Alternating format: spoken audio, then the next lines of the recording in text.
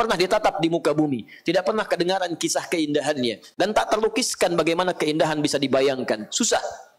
Silahkan. Dan itu Quran tawarkan, jangan sendirian. Ada surga untuk dihuni satu keluarga. Quran surah ke-52 ayat ke-21. Ada yang bisa menggandeng bapa, pasangan hidup, bahkan anak cucunya. Quran surah ke-13 ayat 23 sampai dengan 24. Ada surga untuk ahli tahajud dan ahli istighfar. Quran surah ke-51 ayat 15 sampai dengan ayat 23-nya. Ada surga untuk ahli infak. Quran surah ketiga ayat 133 sampai 134. Ada surga untuk ahli puasa dengan ar-rayyannya. Dengan macam-macam, itu penuh sekali. Karena itu ajak yang lain, ajak keluarga Anda, ajak tetangga Anda, ajak teman sekantor Anda. Kemudian watawassaw bis sabr, dan bersabarlah dalam menjalani itu semua, karena surga bisa diraih dengan kesabaran. Dekat Allah dengan kesabaran. Dan kalimat pertama malaikat menyambut Anda insyaallah di pintu surga, itu kalimatnya kalimat selamat karena Anda bisa sabar saat di dunia. Quran surah 13 Anda bisa cek di ayat ke-24-nya. Salamun alaikum bima sabartum fa ni'ma uqbad dar. Selamat, Anda bisa sabar saat Anda menjalani amal soleh saat di dunia. Sekarang silahkan nikmati tempat terindah yang belum pernah Anda jumpai. Ini yang paling nikmat yang mungkin Anda bisa rasakan. Luar biasa. Karena itu teman-teman sekalian, bersabarlah kita mengajak satu sama lain dalam amal saleh, tinggalkan segala jenis amal salah, dan mudah-mudahan hari ini adalah lembaran baru yang Allah bukakan untuk kita untuk berubah lebih soleh di hadapan Allah Subhanahu wa taala. Baik, kita akan mencoba menjadi lebih baik dengan mempelajari tuntunan syariat. Hari ini spesial, saya sampaikan seperti pertemuan lalu saya umumkan bahwa kita sudah mendekat kepada Ramadan. Kemudian majlis-majlis ilmu yang insya Allah kami diamanai untuk mengisinya akan difokus pada satu tempat, dan yang lainnya mungkin agak berbeda. Kitab acuannya kita akan sinergikan. Untuk itu saya mohon maaf, untuk kajian pertemuan saat ini seperti saya umumkan akan membahas khusus tentang persiapan Ramadan, sehingga nanti insya Allah bulan ke depan kita sudah siap menjalani ibadah Ramadan, karena tersisa kurang lebih hanya kisaran 1 bulan ke depan insya Allah kita akan menghadapi bulan Ramadan. Tayyib. Untuk itu bulan depan saya mungkin akan menyesuaikan dengan waktu Ramadan, karena itu ini akan menjadi hari terakhir untuk kajian dalam sesi kajian kita persiapan Ramadan, dan kita akan membahas satu kitab. Yang kitab ini dituliskan oleh para ulama khusus membahas seputar persiapan Ramadan saja. Subuh tadi saya membawa kitab Imam Al-Bukhari terkait dengan hadis-hadis Nabi SAW sebagai persiapan Ramadan. Sekarang saya akan membawa kitab Syekh Mustafa Abdul Aziz At-Tarablusi terkait dengan persoalan-persoalan fikih Ramadan. Mudah-mudahan dengan pembahasan kali ini Ramadan kita akan fokus pada ibadah semata, dan persoalan-persoalan telah tuntas kita selesaikan sebelum masuk pada bulan Ramadan. Saya tidak ingin mendengar lagi pertanyaan yang sama berulang setiap tahun menanyakan masalah yang serupa. Ustaz, apakah tarawih itu 11 atau 23? Ustaz, kalau sudah tarawih apakah boleh witir atau nanti setelah witirnya tahajud kembali? Ustaz, setelah witir nanti apakah boleh tahajud lagi malamnya? Ustaz dan Ustaz. Baik ya. Karena itu kita akan selesaikan sehingga nanti ketika ada pertanyaan saya bisa balikan. Cek waktu saya isi kajian di Tanah Kusir, jam sekian sampai sekian, menit kesekian, posisi antum ada di mana pada saat. Bismillah. Hati-hati, ini dunia semakin aneh, ya. Baik, karena itu menyikapi keanehan ini kita harus dengan meningkatkan keimanan. Fungsi lampu itu menerangi, lampu tidak menerangi itu aneh. Fungsi jam menunjukkan waktu, jam tidak ada waktu itu aneh. Fungsi gelas itu menampung air, gelas tidak ada airnya itu aneh.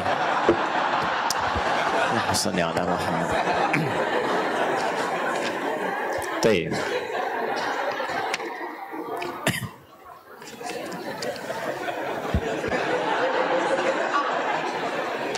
Kita mulai bahasan kita. Bismillah. Bismillahirrahmanirrahim.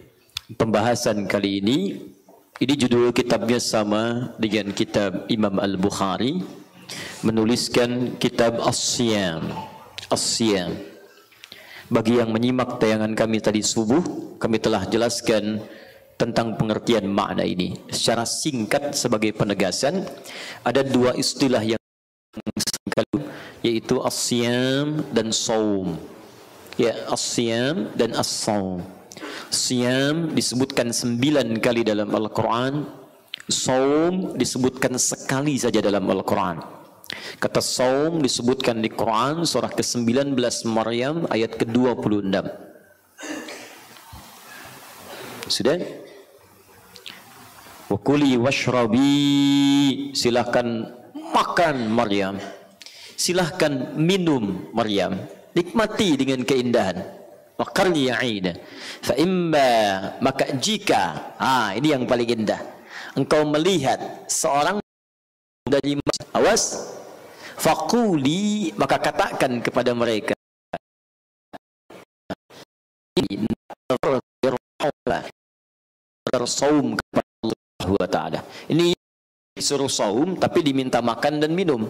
Ayo makan Maryam senikmatnya, ayo minum Maryam, nikmati dengan penuh ketenangan. Tapi kalau lihat manusia nanti setelah dari sini, katakan saya sedang saum. Kok bisa sedang saum tapi makan tapi minum? Bahkan makannya enak, tinggal goyangkan pohon kurma, kurma tepuk begini, tak, batangnya tiba-tiba jatuh kurma yang mengkal, matang, enaknya luar biasa. Makan, dikemas-kemas, sekarang muncul namanya kurma Maryam. Masya Allah. Makan, haus, ambil air, kami jadikan segar di sampingnya. Wakuli washrabi, minum. Belum ada air Maryam sampai hari ini. Cuma kurmanya di Tanah Abang. Jadi antum makan, makan minum, makan minum. Tapi kalau ketemu orang katakan puasa, kok bisa suruh makan minum tapi puasa? Nah, puasanya, puasa tidak bicara. Katakan pada mereka, kamu sedang puasa. Kasih isyarat saja, tunjuk kepada bayi kamu ini. Maka saya akan berikan, kata Allah, mukjizat yang melekat pada anak ini. Nabi, Rasul punya mukjizat. Apa mukjizatnya? Mukjizat pertamanya adalah bisa bicara. Anak lain baru lahir nggak bisa bicara.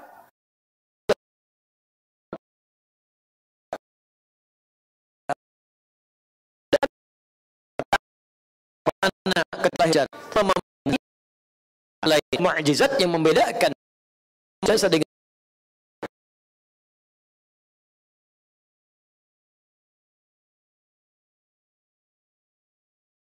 Al-Masih.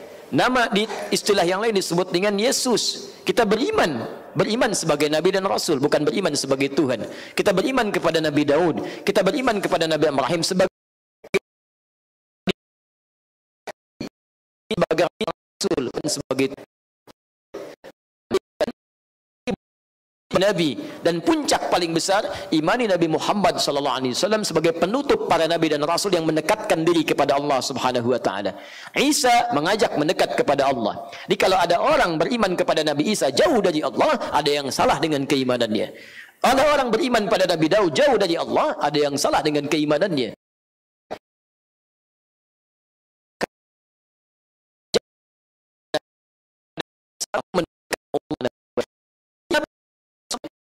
Berikan Musa tongkat untuk menandingi dan mengalahkan tongkat-tongkat tukang sihir. Zaman Nabi Isa banyak orang mengaku dokter spesialis, banyak orang mengaku hebat luar biasa, diturunkan kehebatan yang melebihi pengakuan kehebatan mereka. Mereka lahir belum bisa bicara, Isa lahir bisa bicara. Diperintahkan untuk sholat, diperintahkan berbakti kepada kedua orang tua, dan seterusnya. Isa, ibunya puasa. Puasa apa? Tidak bicara. Jelas ya? Dan kalimatnya diungkapkan dengan saum. Makan masih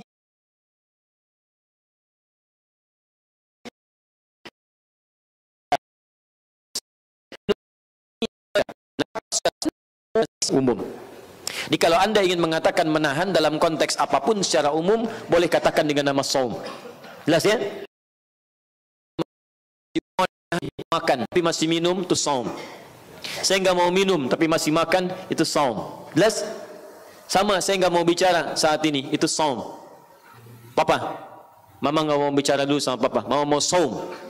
Masya Allah, itu bicara. Contoh, misalnya, itu saum namanya. Tapi kalau anda ingin gunakan seperti tadi saya terangkan, bentuk yang khusus menunjuk kepada istilah dalam pengertian syariat, ada ketentuan, ada syaratnya, ada aturannya, maka rubah kalimatnya dari saum jadi siam. Jelas ya? Siyam. Dan kata inilah yang digunakan dalam Al-Quran syariat. Jelas. Jadi kalau ada kata siyam berarti sudah spesifik menunjuk pengertian syariat. Saya ingin sampaikan pesan bahwa penulis kitab ini menunjukkan bukan hanya paham fikih tapi mengerti tentang ketentuan bahasa. Sehingga diberi judul Kitabus Siyam bukan Kitabus Shaum. Seakan-akan ingin menyampaikan di buku saya ini akan dibahas tentang ketentuan-ketentuan terkait puasa dalam pengertian syariat. Jelas ya? Bagaimana syariat mendefinisikan puasa, apa yang dibolehkan, apa yang dilarang, apa yang kemudian makruh, apa yang kemudian sunnah saat puasa, dan apa dalil-dalil yang menyertai dalam turunan-turunan hukum yang dimaksudkan. Sehingga dengan itu, setiap orang yang akan puasa sudah memahami ketentuannya. Ingat, dalam Islam itu ada kaidah. Kaidahnya sederhana. Setiap ada persoalan, dan itu sebagai bagian dari ujian amal soleh yang diturunkan pada kita untuk diamalkan. Bapak Ibu ingin masuk surga? Halo? Mau, baik ya. Bismillah. Surga. Apa persiapan yang sudah disiapkan untuk masuk surga? Karena level keinginan itu level paling bawah. Setiap yang baik-baik semua ingin. Bapak ingin Lamborghini? Tidak, Masya Allah, hebat. Baik, habis ini isinya protes. Kenapa nggak bilang mau? Bisa gitu kan? Tayyib, nggak ada masalah. Kalau halal silahkan kasih, jual lagi, belikan madrasah gitu kan? Baik, misal, nggak ada masalah.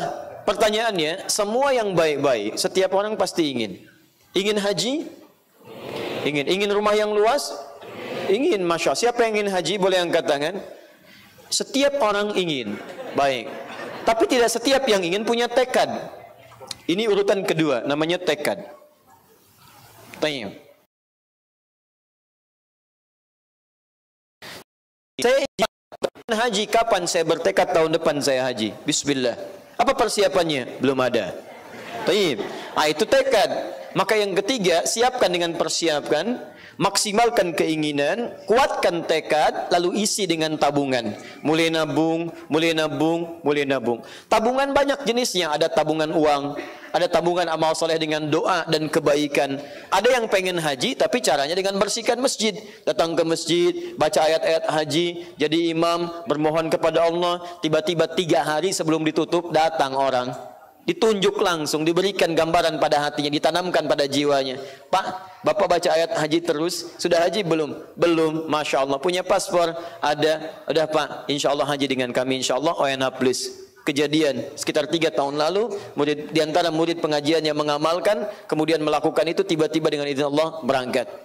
Luar biasa. Ada yang mulung. Karena merasa bahwa ini kan haji undangan Allah, bukan undangan manusia. Saya kerjakan amal soleh, mungkin Allah kemudian memberikan jawaban yang terbaik. Mulung, datang sampai ke masjid, tiba-tiba menyampaikan bawa map. Orang masjid menduga mau minta sumbangan. Orang ini mengatakan, Pak, kami malu Pak, suami istri tiap tahun menerima terus bagian dari kurban. Tahun ini kami ingin kurban Pak. Ini kami telah nabung, mulung selama kurang lebih 10 bulan untuk kurban kami. Tiba-tiba ketika disampaikan, menyebar kisahnya, viral, Allah sentuh sebagian kalangan dari hambanya. Datang berita, nyampe, Pak siap-siap ONH plus berangkat. Tidak setiap orang yang punya keinginan, punya tekad. Tidak setiap orang tekad, punya niat. Maka dari sini ada 3 turunan. Ini disebut dengan iradah, keinginan. Arada, yuridu. Ini disebut dengan azam. Yang ini disebut dengan niyah. Maka kalimatnya tidak berubah. Perhatikan. Ingin, irada. Tekad, azam. Niat. Niat tidak bisa dirubah dengan kalimat apapun yang mewakili. Karena itu jika Anda ingin meraih sesuatu dengan maksimal, yang dituntut niatnya, bukan cuma keinginannya. Paham? Innamal a'malu binniyat, bukan innamal a'malu bil iradah, bukan innamal a'malu bil azam, tapi innamal a'malu binniyat. Ini poinnya. Jadi kalau Anda pengen masuk surga, ya niatkan masuk surga, bukan cuma tekad dan niat saja. Kalau cuma ingin, jangankan yang beriman, yang tidak beriman pun pengen masuk surga. Itu poinnya. Tapi apakah setiap yang punya kemudian ingin atau sifat keinginan punya tekad untuk meraihnya? Belum tentu. Apakah semua yang punya tekad punya niat? Belum tentu. Kalau Anda ingin meniatkannya, maka jalan menuju surga mesti Anda titi dengan menyiapkan rencana dan maksimalisasi amalan. Dikenal dengan amal saleh. Ini poinnya. Fokus. Kita kembalikan kemudian teman-teman sekalian. Rumusnya adalah untuk mendapati surga mesti muncul amal saleh. Selain pembuktian keimanan, ini titian menuju surga. Makanya kalimat surga pertama dalam Al-Quran itu diawali dengan kalimat iman dan amal saleh. Iman saja nggak cukup, mesti ada amal saleh. Kalimat surga pertama Al-Baqarah ayat 25. Paling kanan sebelah. Wabashshiril ladzina amanu. Berikan kabar gembira pada orang-orang beriman. Lihat ya, ketika rumus ini dipakai, Anda sudah mendapatkan kabar gembira. Meninggal aja belum diberi kabar gembira, akan dapat surga. Jadi kalau Anda ingin masuk pada bagian orang-orang dapat kabar gembira ini, kerjakan turunan hukumnya. Apa turunannya? Wabashshiril ladzina amanu. Berikan kabar gembira pada orang-orang yang beriman dan beramal saleh. Plus iman plus amal saleh. Lihat kalimatnya. Iman plus amal saleh. Anna lahum jannatin tajri min tahtiha al-anhar. Sungguh bagi mereka kami siapkan surga-surga yang sangat indah, mengalir sungai-sungai penuh keindahan di dalamnya. Jadi poinnya adalah ketika kita menginginkan surga dengan segala niat maksimal untuk mewujudkannya, maka Allah berikan kabar gembira pada orang-orang ini jika memenuhi dua ketentuan yang utama, iman plus amal saleh. Ini poinnya. Jadi ketika Allah memanggil kita dengan amal saleh, sebetulnya mendekatkan pada cita-cita kita. Dua Anda yang ingin ke surga, nih saya berikan tiketnya.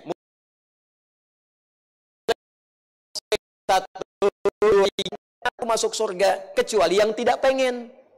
Jadi kalau ada orang mengaku umat Nabi Muhammad dan gak masuk surga, bukan karena surga tidak untuknya, tapi dia sendiri yang tidak pengen masuk surga. Sudah diberikan. Sama kayak beginilah, mohon maaf teman-teman sekalian ya. Ayo, siapa yang mau ke masjid, dapatkan dulu dari sini tiketnya ya. Ini tiketnya. Tiketnya untuk mendapatkan kemuliaan-kemuliaan di masjid. Masuk masjid akan dapat ini. Ayo yang mau masuk, ambil ini. Saya berikan gratis kok, tinggal ambil aja. Gak bayar, ambil ini, ambil ini, ambil ini. Sekarang tiba-tiba mohon maaf, dia tidak berikan gratis tapi nggak ngambil. Maaf dan tidak bisa masuk. Yang salah itu yang malah masuk, yang tidak ngambil. Sama dengan begini lagi, saya berikan pada Anda. Masing-masing di antara Anda, kami akan berikan 1 juta rupiah. Masya Allah, kasih. Ada yang menolak, maaf saya nggak mau ngambil. Tiba-tiba saat butuh dia menyalahkan, kok saya nggak dikasih? Bukan saya nggak ngasih, Anda yang mau ngambil. Allah kasih gratis kepada Anda, bekal masuk surga, sholat, bekal masuk surga.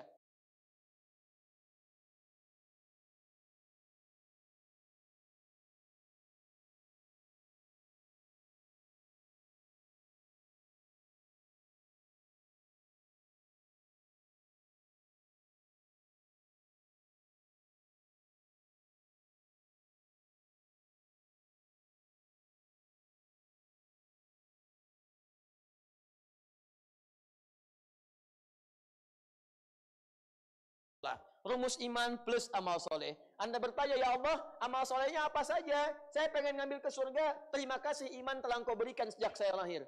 Karena iman itu pemberian langsung. Langsung. Anda nggak susah mendapatkan iman. Baru 4 bulan di kandungan, sudah keluar fitrah Anda di situ. Quran surah ke-7, ayat 172. Wa idh akhadha rabbuka min bani adama min zuhurihim dzurriyyatahum wa asyhadahum ala anfusihim alastu bi rabbikum qalu bala syahidna. Sejak usia 4 bulan kita mengatakan kami bersyahadat ya Allah, kami bersyahadat. Itu fitrah. Makanya ketika lahir bawa fitrah. Kata Nabi, kullu mauludin yuladu 'alal fitrah. Setiap yang lahir bawa fitrah. Apa fitrah itu? Dijelaskan di Quran surah ke-30, ayat ke-30, paling kanan sebelah atas. Fa'aqim wajhaka lid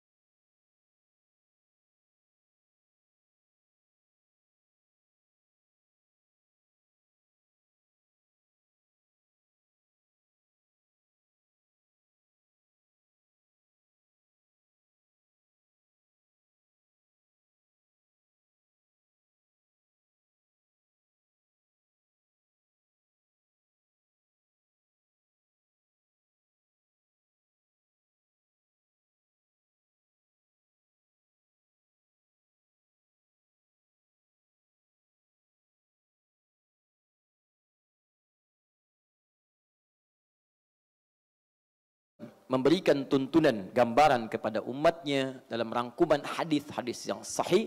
Pertama, untuk belajar beradaptasi dengan ibadah puasa.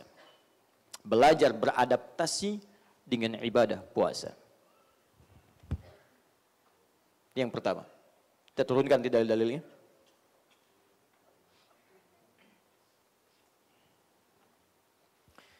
Jangan dipukul rata bahwa setiap orang beriman itu biasa puasa.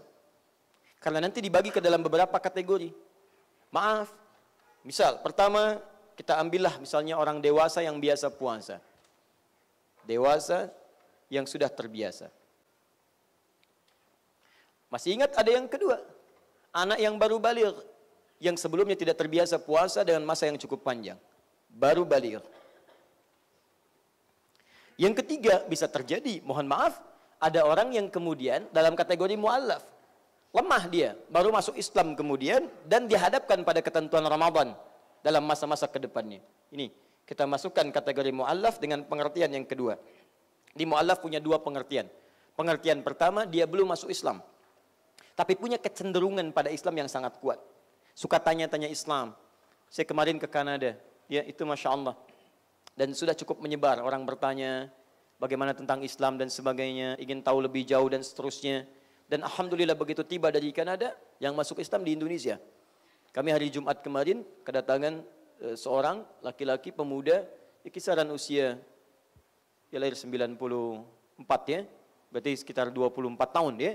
Dia datang dari Bandung, lahir 10 April tahun 1994, namanya Hendra. Datang, Ustaz, saya ingin masuk Islam. Masya Allah. Anda sudah pikirkan? Sudah. Sudah pelajari? Sudah. Sudah tahu konsistensinya? Sudah. Sudah tahu konsekuensinya juga? Sudah. Anda akan sholat, Anda akan puasa. Siap itu? Siap.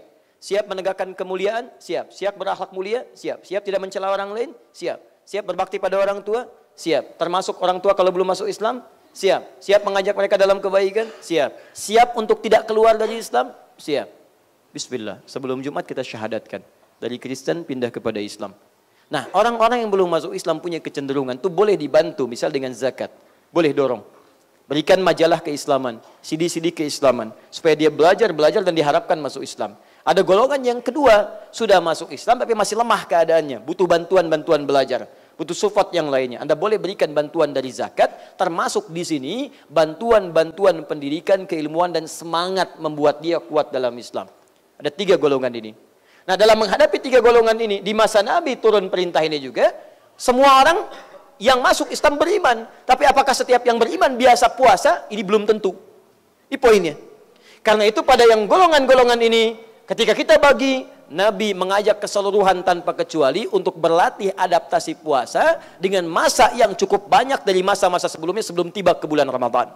Hadis sahih disampaikan dari Sayyidah Aisyah radhiyallahu taala anha, pada bulan Sya'ban tuntunan pertama Nabi diketahui memperbanyak puasa sunnah. Puasa sunnah sebagai adaptasi menuju puasa Ramadan. Puasa sunnah. Kata Sayyidah Aisyah radhiyallahu taala anha, saya tidak pernah melihat Rasulullah sallallahu alaihi wasallam, bima ma'na ma ra'aitu Rasulullah sallallahu alaihi wasallam akthar ma yasumu fi Sya'ban. Saya tidak pernah melihat Rasulullah SAW banyak menunaikan puasa sunnah, maksudnya sebanyak saya melihat di bulan Sya'ban. Rajin puasa. Masya Allah. Biasa Senin, kemudian Kamis, Senin puasa, Selasa tidak. Misal, Rabu puasa, Kamis tidak. Jumat puasa, Sabtu tidak. Misal, puasa apa namanya? Daud. Baik. Subuh sholat, zuhur tidak. Asar sholat, maghrib tidak. Sholat apa namanya? Tidak ada salat Daud. Ya. Itu salat orang aneh. Baik. Teruskan. Bisa Senin puasa, Selasa puasa, Rabu tidak. Kamis puasa, Jumat tidak, Sabtu tidak. Ahad puasa, Senin puasa. Boleh. Karena kalimatnya memperbanyak puasa. Memperbanyak puasa. Jelas ya? Baik. Apa harapannya? Sehingga diharapkan, ini sederhana tapi dalam sekali. Sehingga diharapkan orang-orang yang belum terbiasa menunaikan puasa, tubuhnya bisa beradaptasi. Metabolisme tubuhnya bisa diatur, disesuaikan. Pola makannya mulai disesuaikan untuk berubah. Sehingga ketika masuk kepada Ramadan, tubuh sudah tidak kaget lagi. Motivasi semakin menguat. Untuk itulah kalau ada, mohon maaf, kakak mulai balik tahun ini, jangan Ramadan jadikan sebagai latihan. Sekarang buka zuhur sudah tidak berlaku lagi. Buka asar tidak berlaku lagi, bukanya maghrib. Karena itu sebelum mengantarkan ke maghrib, latihan dia sebelum masuk ke bulan Ramadan. Sya'ban, ayo puasa. Bismillah, aja hidupkan suasana rumah. Ayo, Senin puasa ya, semua puasa. Mama nanti masaknya ba'da asar. Siap-siap ke maghrib. Mau pesan apa kakak? Mama, jus buah naga. Masya Allah. Tapi naganya pengen yang di Cilacap. Oh, macam-macam lah anak-anak. Misal. Gak apa-apa. Ayo. Dan kalau ada anak belum terbiasa puasa, dia belum misalnya, baliknya tahun itu, belum masuk Ramadan. Tapi belum puasa sama sekali. Anda jangan paksa-paksa. Naikkan dulu, gak apa-apa. Dia, belum kuat zuhur. Gak apa-apa, zuhur buka sayang ya. Nanti asar, besok ya. Ayo bismillah. Semangat. Mama waktu seusia adik belum kuat sampai zuhur. Ya mama kuatnya sampai jam 10 aja. Misalnya dorong dia bismillah. Dia buka, dia semangat lagi. Besok semangat ya sampai asar.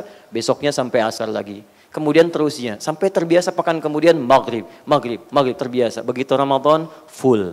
Selama bulan Ramadan 30 hari dari fajar sampai dengan maghrib. Sederhana tapi dalam sekali. Yang mu'alaf juga begitu. Maaf, bukan mu'alaf, bukan juga baru masuk balik, sudah dewasa. Cuman kadang-kadang dulu sering meninggalkan tuntunan syariat. Sholat jarang-jarang gitu kan, puasa jarang-jarang, kebaikan jarang-jarang, bertobat dia ingin jadi kebaikan. Terkumpul lembaran baru kehidupan, mulai dia belajar, maka biasakan dulu puasa sebelum Ramadan. Supaya nggak kaget masuk Ramadan sudah kuat dia. Saya selalu mengulang kisah ini, dapat kisah saya dari teman saya. Ada kejadian di Sumedang tuh preman, kemudian berubah total, jadi lebih bagus lagi. Cuman belum terbiasa ke sini. Tapi dia menguatkan dirinya untuk berjuang. Allahu Akbar. Ramadan datang dia. Biasa. Sekarang dipakai pada ketegasan. Jalan siang-siang. Lihat warung buka. Begitu lihat dia gebrak tuh mejanya. Apa enggak tahu ini Ramadan katanya. Masih buka aja. Hormati orang lain. Masya Allah luar biasa. Gemeteran yang punya. Minimal pasang tirai kayak di luar. Pasang tirai. Biasanya kan marahin orang pada hal-hal yang baik. Sekarang pada yang buruk pasang. Begitu selesai dia keluar. Lihat, balik lagi. Es teh manis satu ya. Itu masalah. Gak kuat dia. Ya, saya bukan ngarang kisah-kisah. Ini nyata teman saya sampaikan itu kan. Artinya memang ada kasus. Dan Nabi ketika menuntun itu semua jauh 15 abad sebelumnya, itu dalam sekali. Kelihatan sederhana, cuman tajam Pak. Bu, dalam sekali. Ayo kita biasakan di rumah. Masuk bulan Sya'ban, ayo perbanyak. Bismillah. Sekarang kan belajar aja, belajar Senin, Kamis, dan Daud. Begitu Sya'ban, perbanyak. Kalau sudah total semua, Ramadan tinggal ditunggu. Ayo ya Allah, kami sudah siap. Mau diminta apa? Bismillah. Puasa, siap. Amal soleh yang lain, bismillah. Paham ya? Di yang pertama, membiasakan diri, memperbanyak puasa sebelum masuk bulan Ramadan. Baik. 2. Saya merangkum dulu ya hadis-hadisnya, nanti detailnya saya urai kemudian. Nabi SAW mengisyaratkan agenda-agenda amal saleh di dalam bahasa kontemporer, agenda-agenda amal saleh yang bisa dimaksimalkan saat Ramadan. Yang bisa dimaksimalkan saat Ramadan. Sudah? Yang bisa dimaksimalkan saat Ramadan.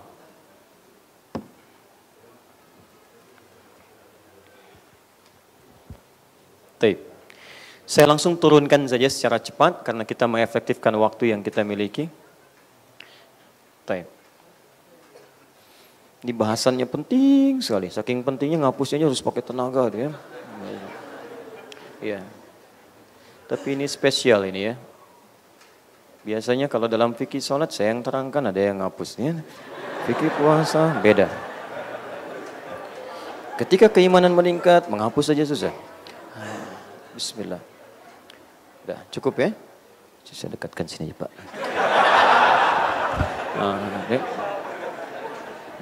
Tugas Mas Boy fikih sholat ya. Fikih puasa, Mas Boy puasa. 1. Adaptasi puasa, bismillah. Yang kedua, turunkan menyiapkan agenda Ramadan. Agenda Ramadan. Satu, salat. Kedua, Al-Quran. Ketiga, infak. Saya kurungkan, sedekah. 3 poin utama.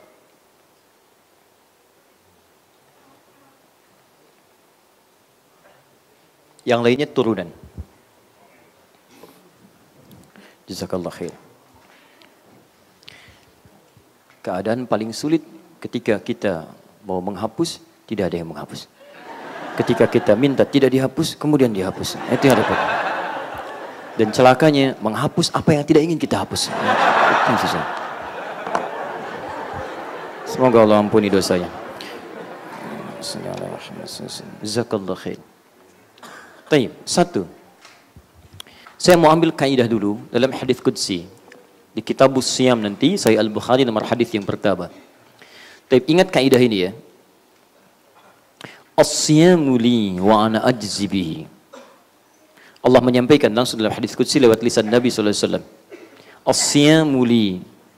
Puasa yang ditunaikan. Ingat menggunakan siam bukan saum.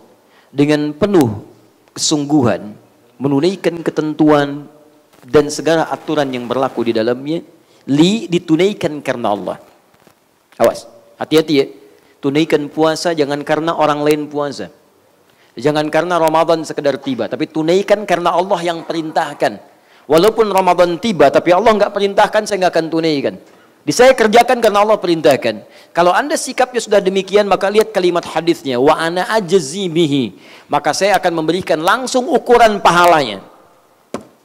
Di Ramadan ketentuannya berubah tuh sebulan itu. Ketentuan ukurannya langsung Allah yang tetapkan seketika dengan kadar keikhlasannya.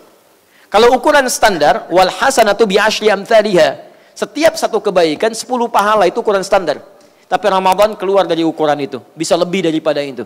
Paling minimal 10 kali lipat hari biasa.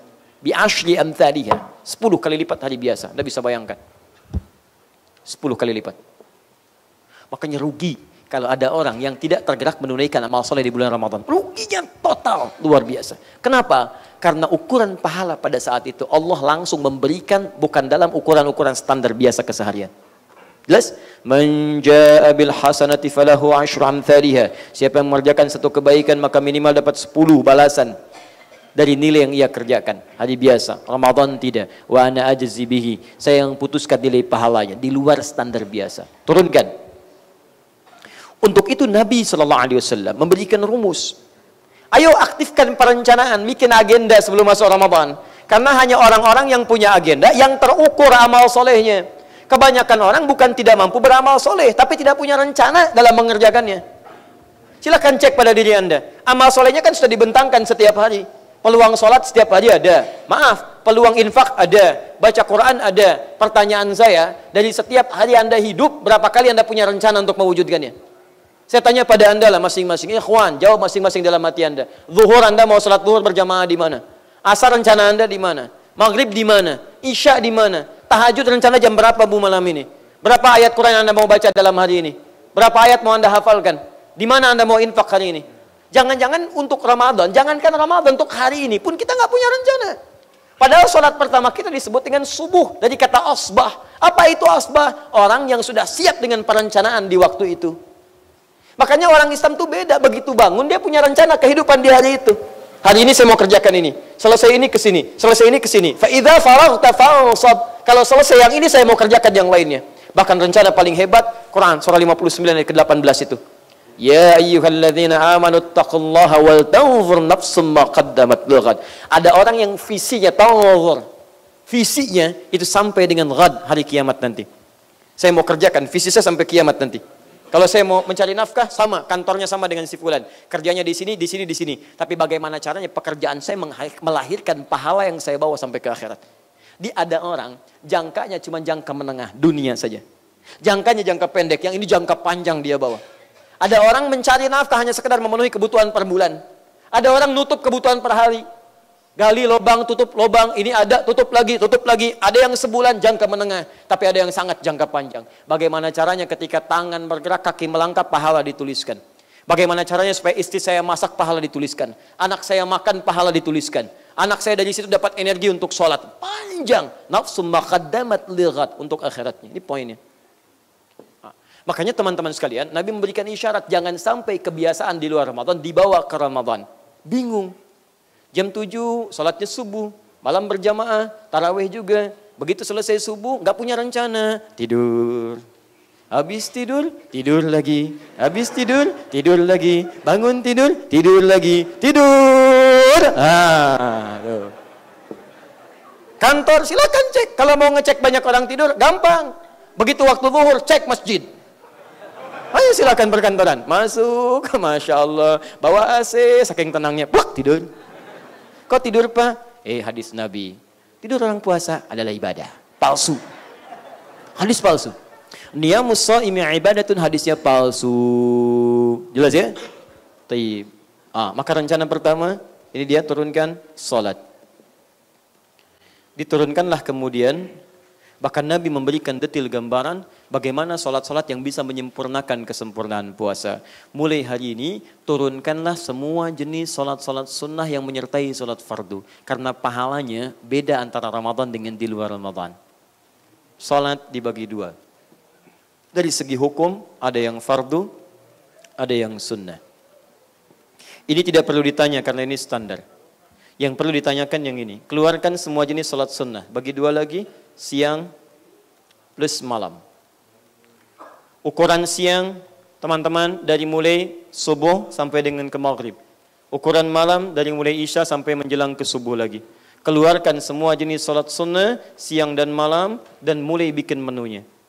Saya waktu SD masih mendapat pelajaran ini. Sebelum masuk ke Ramadan mendapatkan buku panduan Ramadan. Di dalamnya ada tulisan dan peta-peta, table-table amal soleh. Ada kemudian salat sunnah, tuliskan.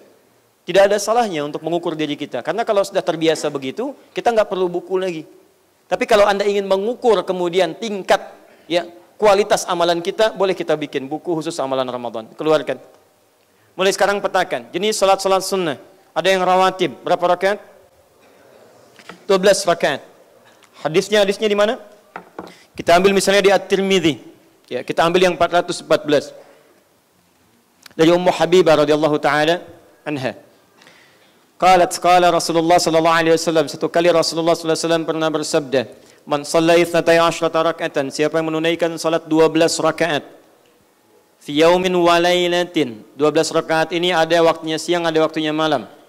Apa saja itu? Anda boleh kemudian rinci, arba'an qabla dhuhri, 4 rakaat sebelum zuhur. Sebelum zuhur ada 4 rakaat. Teknisnya boleh 2-2, boleh 4 sekaligus. Dua-duanya sah.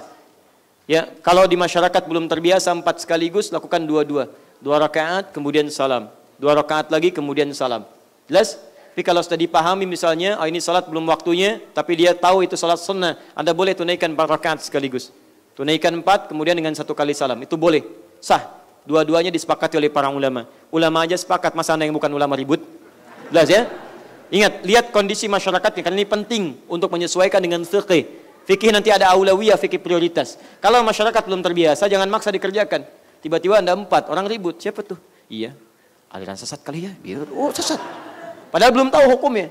Atau usahakan bahas dulu, undang ustadz terkait siapapun yang baik-baik, undang ustadz, terangkan di situ, sehingga ketika dipraktikkan sudah terbiasa dengan amalannya. Paham? Tayyib. Arba'an qabla dhuhri, 4 rakaat sebelum zuhur. Wa rak'ataini ba'daha, 2 rakaat setelahnya. Setelah zuhur. Jadi 6. 4 tambah 2, 6. Tayyib. Rak'ataini ba'dal maghrib, 2 rakaat setelah maghrib. 2 rakaat setelah maghrib. 6 tambah 2, 8. Rak'ataini ba'dal isya, 2 rakaat setelah isya. 8 tambah 2, 10. Wa rak'ataini qabla al-fajri, 2 rakaat sebelum subuh. 12. 12 ini Anda kerjakan sekalipun di luar Ramadan. Lihat, Anda konsisten mengerjakan itu, maka lihat terusan kalimat Nabi-Nya. Buniyallahu bihinna baitun fil jannah. Orang yang konsisten mengerjakan itu selama hidupnya sampai dia wafat, maka Allah akan hadiahkan kepadanya membangunkan 1 rumah di surga untuknya. Masya Allah. Rumah. Indah. Siapa yang sudah punya rumah di surga? Boleh angkat tangan?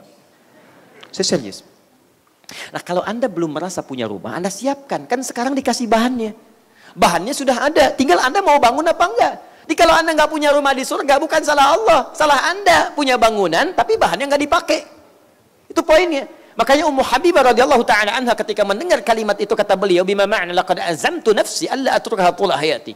Saya bertekad tidak akan pernah meninggalkannya selama hidup saya. Itu istri Nabi, Bu. Istri Nabi itu jelas. Dengan Nabi di surga, keluarga Nabi, dengan Nabi di surga, kemuliaan tingkat tinggi, diberikan amalan sunnah, Masya Allah kata beliau, saya bertekad tidak akan meninggalkannya. Anda istri Nabi bukan. Kerabat Nabi bukan. Tetangga Nabi bukan. Tidak ada ayat Quran menjamin ibu ada di surga untuk saat ini. Diberikan amalan sunnah, tidak diambil. Kenapa? Itu poinnya. Jelas ya? Maka ibu cepat kejar. Begitu ibu menemukan ayat-ayat perempuan dibuka dengan kata iman, itu surga spesifik untuk ibu. Yang laki-laki tidak akan mendapatinya. Demi Allah saya katakan, laki-laki tidak akan mendapatinya. Baik, saya tanya pada ibu, apa hukumnya muslim pakai cadar? Pakai kerudung? Wajib. Oh tidak. Kerudung itu bagi perempuan, muslimah. Laki-laki gak pakai kerudung. Kerudung untuk perempuan, bukan laki-laki. Misal ada ayat kerudung yang ingin memulai misalnya. Quran surah ke-24 ayat 31. Ada ayat kemudian setelah kerudung merubah lagi kepada hijab. Yang lebih teratur. Ada Quran surah ke-33 ayat 59. Tapi saya mau berikan kabar gembira pada ibu. Ketika menyebutkan hukum itu dibuka dengan kalimat iman. Quran surah 24 ayat 31. Wa kullil mu'minati. Katakan pada perempuan beriman. Quran surah 33 ayat 59. Ya ayyuhan nabi. Kul li azwajika wa banatika wa nisa'il mu'minin. Kalimat imannya disebutkan. Dan spesifik. Apakah laki-laki pakai hijab? Tidak. Apakah laki-laki pakai kerudung? Tidak. Yang pakai cuma perempuan. Makanya perempuan itu dimuliakan dalam hidupnya dengan kerudungnya, di alam kuburnya dengan kerudungnya. Cuman perempuan yang ketika masuk ke alam kubur dikafani dengan kerudung. Laki-laki tidak. Silahkan teman-teman belajar fikih jenazah. Cuman perempuan yang saat akan dikuburkan, maka di antara kain kafannya membentuk kerudung di kepalanya. Laki-laki tidak. Dimuliakan hidup dengan kerudungnya, dikubur dengan kerudungnya, dan disambut di surga dengan kemuliaan jilbabnya. Makanya rugi. Rugi kalau ada tidak tergerak mendapatkan surganya. Dan jangan bikin bingung malaikat maut. Dengan malaikat penjaga alam kubur. Kamu saat hidup gak pakai jilbab. Kok meninggal pakai jilbab? Cek. Jelas ya? Nah saya kembalikan ke sini teman-teman sekalian. Turunkan. Istri Nabi bertekad. Masa Anda yang bukan istri Nabi gak bertekad? Anda yang bukan tetangga sahabat Nabi tidak bertekad? Dan hebatnya begitu mendengar istri Nabi bertekad. Sahabat lain mengatakan kami pun bertekad tidak akan meninggalkannya selama hidup kami. Apalagi saat Ramadan yang pahalanya dilipat gandakan. Luar biasa. Makanya catat ini. Ya. Tolong dari sekarang keluarkan menunya. 12 rakaat. 12 ini disebut dengan rawatib. Rawatib. Rawatib ini punya dua makna. Dari kata ratib dan tertib. Makna pertama yaitu yang tersusun rapi sebelum atau setelah sholat fardu. Urutannya sebelum atau setelah sholat fardu. 2 rakaat sebelum fajar, berarti sebelum sholat fardu. 4 rakaat sebelum zuhur, sebelum sholat fardu. 2 rakaat setelah zuhur, setelah sholat fardu. 2 rakaat setelah maghrib, setelah sholat fardu. 2 rakaat setelah isya, setelah sholat fardu. Dari kata tertib awir ratib. Tersusun rapi, tertib. Yang kedua, dari kata ratib berarti bonus tambahan. Bonus.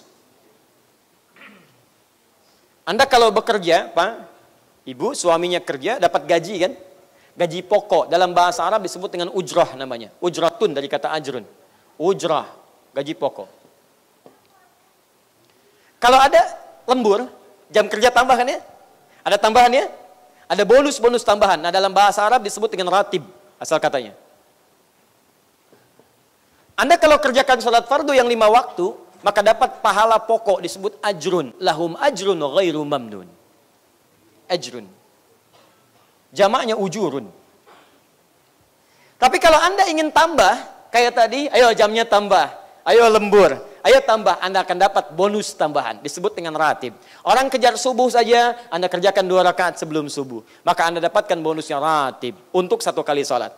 Tapi sholat ini ada 12 rakaat, berarti jamak bentuknya. Ratib jamaknya rawatib. Rawatib. Jadi kalau Anda kerjakan tambahan-tambahan sholat yang nafilah sifatnya, hukumnya sunnah, Anda mendapatkan tambahan bonus di sini.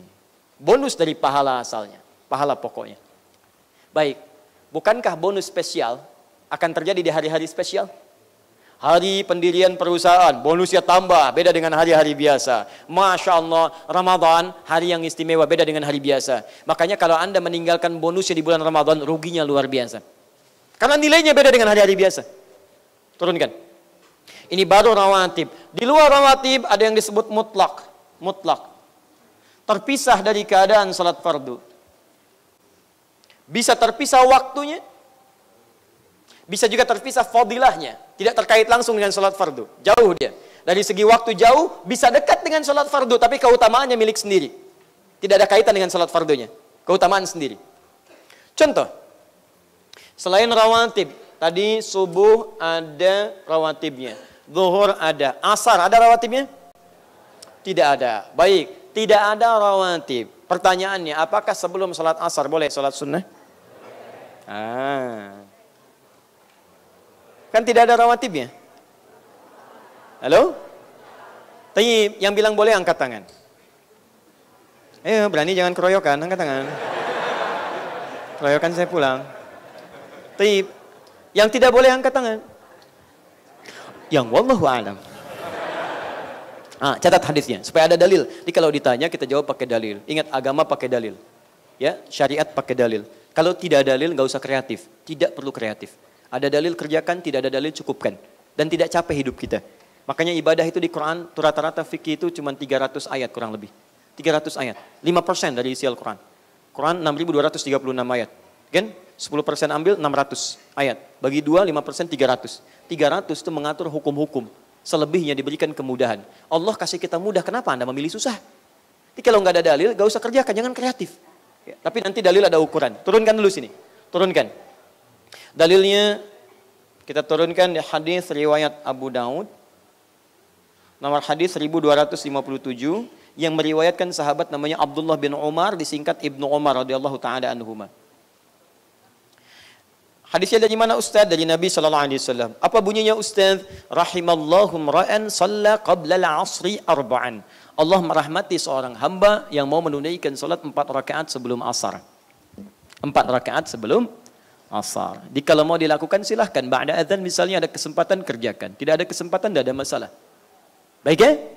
Nah ini karena terpisah dari kaitan erat dengan salat fardunya, maka disebut dengan terpisah sendirian. Suatu yang terpisah sendirian disebut dengan mutlak namanya. Mutlak. Jadi mutlak itu tidak selamanya jauh waktunya dari salat fardu. Bisa dekat, bisa jauh. Baik. Nanti kita turunkan yang jauh-jauh, kita sekarang yang dekat salat fardu dulu. Baik mutlak atau rawatib, bisa dikerjakan sebelum salat fardu, setelah salat fardu, atau terpisah jauh di antara salat fardu. Kalau dikerjakan sebelum dalam bahasa Arab, sebelum disebut dengan qabla. Setelah disebut dengan ba'da. Kalau sudah pakai ba'da, jangan pakai setelah lagi. Seperti kalau Anda sebutkan sebelum, jangan pakai qabla lagi. Ketemuan yuk di mana? Masjid An-Nur Tanah Kusir. Kapan? Setelah ba'da asar ya. Ba'da asar. Ba'da asar. Sama dengan malam di bulan Ramadan yang meraih lebih daripada 1000 bulan. Malam apa namanya? Apa namanya? Kalau sudah pakai malam, jangan pakai Lailah lagi. Nah, Lailah itu artinya malam. Jelas ya? Sebutkan malam Al-Qadar atau Lailatul Qadar. Laila artinya malam, Bu. Laila, laili, lail, laila, lila, laili, layali, lila itu artinya malam. Ibu Leli, ibu malam-malam.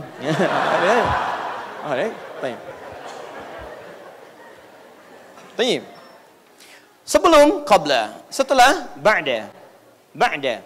Asalnya begini, qabla dhuhri, qabla al-'asri, mudhaf ilaih dalam kaidah gramatikal bahasa Arab. Kalau dibuang kalimat asrinya, kalimat dhuhrinya, ini harus diberi penanda. Apa penandanya? Tambahkan dengan ya. Ya ini nisbah, dinisbatkan kepada waktu salat. Tambahkan taknya untuk menunjuk waktu salatnya. Maka muncul istilah dari qabla jadi qabliyah. Qabliyah, salat qabliyah, salat yang ditunaikan sebelum fardunya. Sama ba'da, ba'da apa? Ba'dal maghrib. Kalau maghribnya kita buang, tambahkan yang memberikan isyarat kepada kalimat maghrib. Secara singkat tambahkan ya dengan tak. Ya-nya kepada nisbah, taknya kepada sifat. Ya nisbatkan kepada maghrib, sifat salatnya tunaikan seperti sifat salat fardu. Sekalipun cuma sunnah, khusyuknya tetap sama, bacaannya tetap baik, walaupun ada perbedaan-perbedaan dari yang lainnya. Maka muncul istilah ba'diyah. Qabliyah ba'diyah itu bisa kemudian rawatib sifatnya, bisa juga mutlak sifatnya. Rata-rata kalau dekat dengan sholat fardu, sifatnya itu kalau mutlak pasti itu umumnya qobliyah. Hampir tidak ada yang ba'diyah. Tapi kalau rawatib ada ba'diyah, ada qobliyah. Contoh cepat. Sebelum sholat subuh berapa rakaat? 2 rakaat. Sebelum atau setelah? Dalam bahasa Arab sebelum disebut apa? Berarti kita katakan berapa rakaat qobliyahnya? 2 rakaat. Jenis qobliyahnya apa? Rawatib. Jelas? Sebelum zuhur jenisnya apa?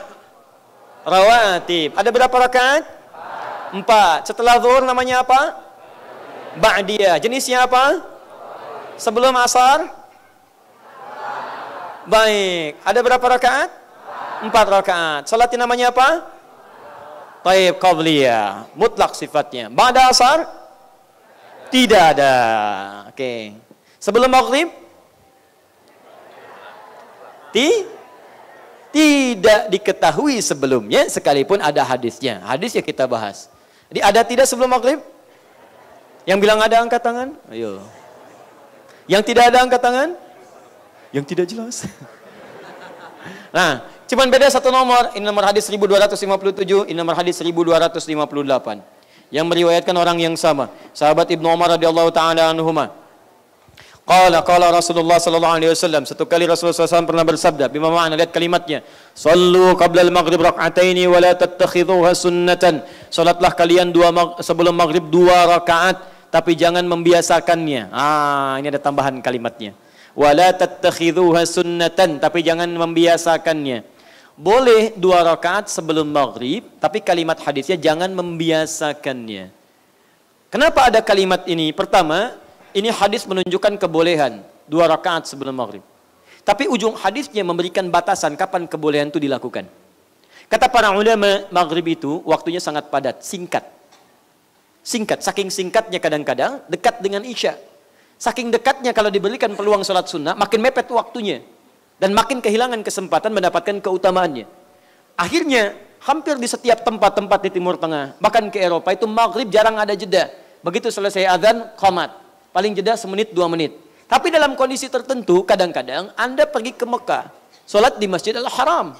Begitu selesai azan, Allahu Akbar, Allahu Akbar. Orang tawaf masih tawaf. Sebagian masih ada yang sa'i.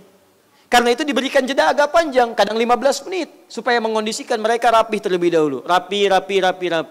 Anda zikir sudah, astagfirullah, doa sudah, baca Al-Quran sudah. Masih ada waktu 5 menit.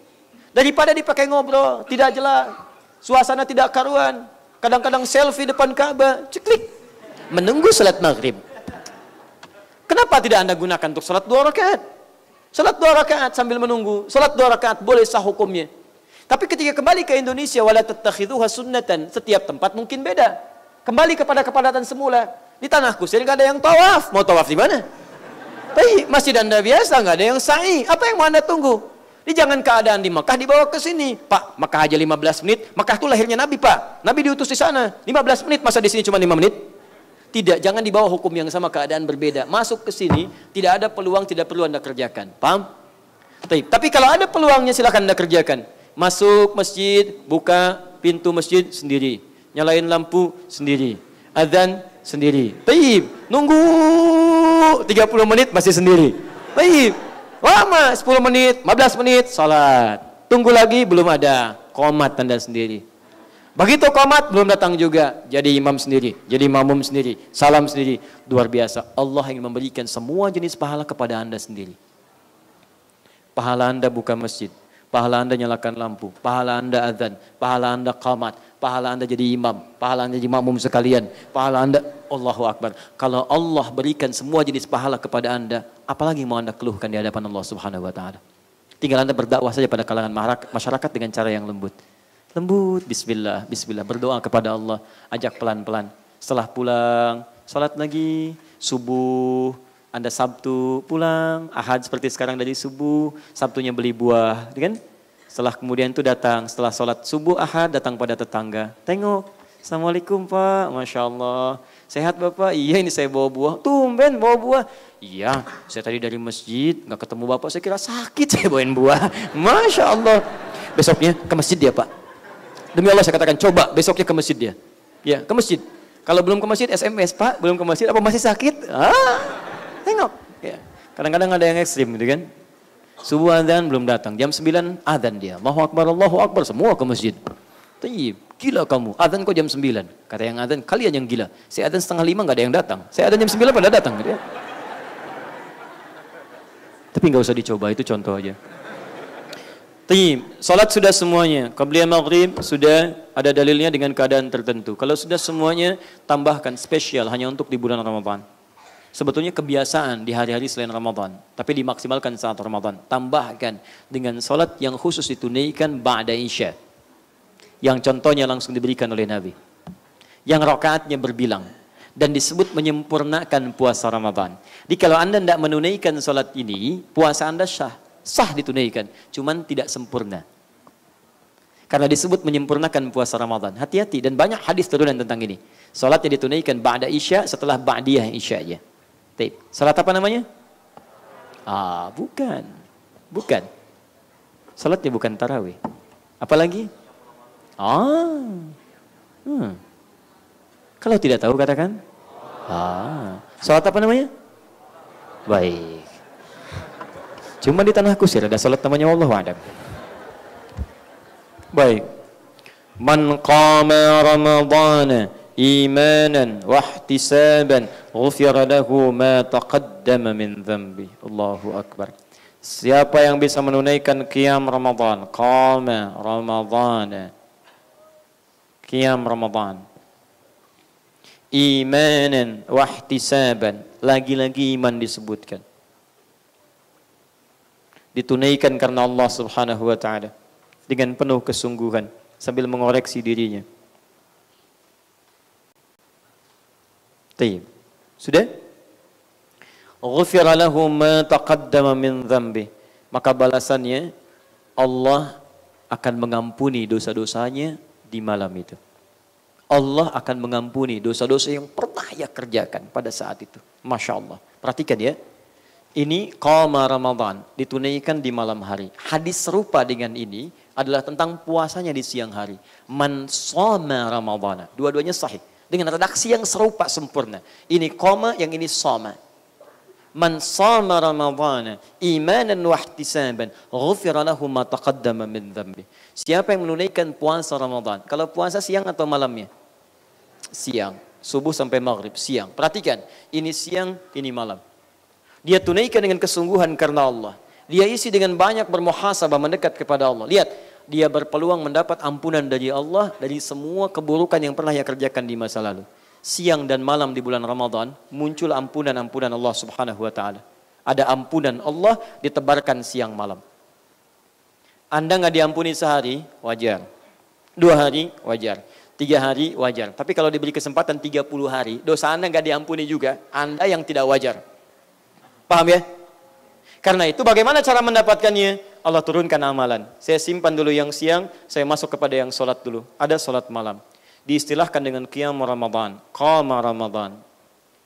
Ini yang diisyaratkan di dalam Al-Quran. Surah kedua Al-Baqarah ayat 187. Di pertengahan. Lihat ayatnya di pertengahan. Thumma atimmus siyama ilal lail. Kalau mau baca dari awal, uhilla lakum lailatas siyamir rafathu ila nisaikum. Teruskan sampai ke bawah. Wa kulu washrabu hatta yatabayyana lakumul khaytul abyadu minal khaytil aswadi minal fajr. Thumma atimmus siyama ilal lail. Kemudian sempurnakanlah puasa itu sampai di malamnya. Sempurnakan sampai ke malamnya. Sebagian ulama menafsirkan apa sempurnakan di malam itu dengan menunaikan ibadah malam yang menyempurnakan kualitas puasa Ramadan Anda. Dari mana taunya? Dari persandingan 2 hadis ini. Lafadnya lafad, semakna, walaupun beda diksi sedikit, yang ini qama, yang ini shoma. Tapi semua ukuran pahalanya sama. Ini untuk siang, ini untuk malam. Karena itu sangat rugi kalau ada orang meninggalkan yang ibadah malam ini sekalipun dia puasa di siang harinya. Jadi puasanya diterima sempurna, kesempurnaan siangnya, tapi tidak sempurna dengan ibadah malamnya. Apa amalannya? Qiyam Ramadan, qiyam. Nah, qiyam, fokus ya, saya akan berhenti di sini. Ini agak detail saya bahas, fokus baik-baik. Qiyam itu ibadah malam. Jenisnya dibagi 2 bagian. bisa ditunaikan setelah tidur terlebih dahulu. Disebut dengan tahajud namanya. Tahajud. Setelah tidur. Ini nama umum ya. Baik di Ramadan atau di luar Ramadan. Ada qiyam yang ditunaikan pasca tidur. Tidur dulu, baru malam bangun. Ada yang ditunaikan sebelum tidur. Ba'da Isya, setelah Ba'da Isya Anda salat. Qiyamul Lail, nama umum kalimatnya. Qiyamul Lail, nama umum kalimatnya. Walaupun kadang ini dilekatkan pada tahajud, tapi tahajud memiliki nama khusus. Misal, Ba'da Isya, ini sebelum Ramadan, Anda kemudian salat, Ba'diyah, Anda menduga malam tidak bangun, karena saking lelahnya Anda boleh tunaikan salat. 2 rakaat, 4 rakaat, tutup dengan witir. Qiyamul Lail, dengan witirnya. Tapi kalau Anda tidur terlebih dahulu, kemudian malamnya bangkit tunaikan salat, maka nama khususnya disebut dengan tahajud namanya. Tahajud itu artinya aktivitas yang dikerjakan setelah Anda tidur terlebih dahulu. Itu tahajud dalam bahasa Arab. Ada salatnya khusus disebut dengan tahajud. Quran surah ke-17 ayat 79, paling kiri sebelah atas. Wa minal laili fatahajjad. Dan dari sementara malam, sebagian enggak usah semuanya, sebagian lagi pakai istirahat, pakai tidur. Bangun malam fatahajjad, tunaikan tahajud. Jelas? Tayyib. Salat malam banyak dalilnya. Banyak. Quran surah ke-73 ayat 1 sampai dengan ayat 20-nya. Ya ayyuhal muzammil qumid laila illa qalila. Bangun malam walaupun sedikit. Tunaikan. Tayyib. Fokus sekarang, lihat baik-baik. Kenapa Nabi menyebutkan kalimatnya dengan kalimat umum? Qiyam man qama Ramadan. Tidak spesifik mengatakan man qama misalnya laila Ramadan atau man tahajjada fi Ramadan. Kenapa tidak spesifik? Inilah hikmahnya untuk memberikan fleksibilitas dan kemudahan bagi setiap umatnya untuk menunaikan ibadah malam dimaksud. Maaf, zaman Nabi ada yang mengambil opsi pertama. Kami Ba'da Isya tiduran dulu. Kami ingin malam aja. Supaya suasananya lebih hening setelah tidur dulu. Malam bangun, tengah malam sholat. Ada yang ke masjid, ada yang di rumah, ada yang macam-macam. Dia sholat tunaikan. Bangun. Itu amalannya disebut dengan tahajud. Ada lagi yang Ba'da Isya, setelah tunaikan Ba'diyahnya, langsung dia sholat. Tunaikan. Itu yang disebut dengan Qiyamul Lail. Dua-duanya disebut dengan Qiyam. Di saat Ramadan, ibadah ini sangat ditekankan, bahkan mengandung kesempurnaan pada ibadah puasanya. Jelas sampai sini? Pelan-pelan dulu, tahan. Saya belum masuk kepada teknis ya, sampai menemukan kalimat puncaknya tarawih. Fokus baik-baik. Setelah itu Anda paham menunaikannya, artinya bagi Anda yang kelapangan menunaikan ini, silahkan, gak ada masalah. Ba'da Isya, setelah kemudian, mohon maaf, tunaikan salat sunnahnya. Setelah itu ada motivasi, yang kultum gak ada masalah. Tapi ingat, yang sunnah itu salatnya, bukan kultumnya. Awas baik-baik, yang ingat baik-baik. Yang sunnah, salatnya, bukan kultumnya. Lebih baik ada salat. Ya, lebih baik Anda kehilangan kultum daripada kehilangan salat. Sehingga itu berikan batasan yang baik. Jangan sampai orang kultum kelamaan, sehingga membuat orang salat sudah tidak khusyuk. Jangan sampai orang kultum kelamaan, sehingga kabur dari masjid. Begitu sudah lama, 1 jam kultum. Kultum apa tuh? Kultum singkatannya? Kuliah? Kuliah 7 menit. Paling lama kuliah 17 menit. Ini dia robah. Kuliah terserah antum. Terserah antum 1 jam, 2 jam. Habis waktunya, begitu mau sholat, sudah kehilangan konsentrasi, kehusyuannya. Ini masalah. Lebih baik kehilangan kultum daripada kehilangan sholat. Makanya saat di Mekah itu, saking pentingnya yang ini, itu 10 malam terakhir itu bisa 2 kali tuh. Selesai yang fase pertama Ba'da Isya, istirahat, malamnya bangun lagi sholat. Saking ingin menambah banyak pahalanya. Jelas ya? Maka ini maksimalkan, silahkan. Tapi kan tidak semua bisa mencapai waktunya. Ada yang dari kantor pulang, tinggal di Bekasi, kerja di Jakarta. Ya begitu pulang macetnya luar biasa. Sampai ke rumah jam berapa? Begitu jam 10. Aduh, saya kehilangan nih sholat malam. Tidak, Anda tidak kehilangan. Anda bahkan bisa istirahat dulu. Jam 1 Anda bangun.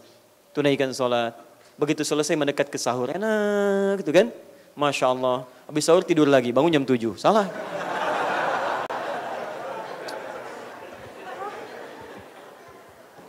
Bismillah. Paham? Baik. Kalau sudah paham, sekarang mari kita lihat bagaimana Nabi menunaikannya. Hadis riwayat Muslim. Ini bagian terakhir ya.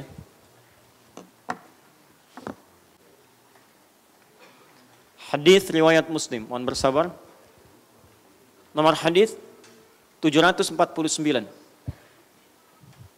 Sudah? 2. Hadis riwayat Al-Bukhari. Nomor hadis 2008 sampai 2010. Sudah? 3.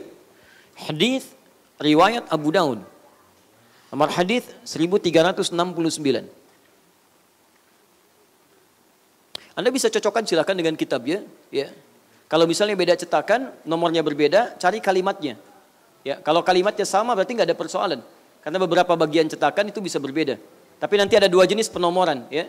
Makanya orang-orang yang sering mempersoalkan nomor, sebenarnya ke bawah kitabnya ya datang. Anda di kitab mana sih? Kemudian kita tunjukkan, sudah selesai. Yang penting kan ada hadisnya. Ya, ada nomor, ada hadis, bagus. Nomor nggak ada, hadis ada, bagus. Yang jadi masalah nomor ada, hadis nggak ada, itu yang jadi masalah. Ya, tayyib. Jangan memperdebatkan sesuatu yang tidak penting, capek. Apalagi mengatur yang sudah diatur.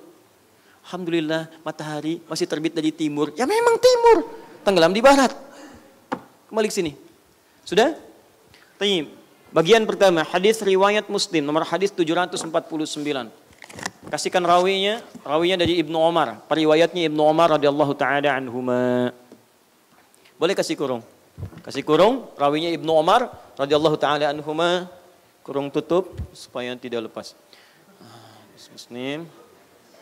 Nomor hadis 749. Ibnu Umar. Salatul laili matna matna.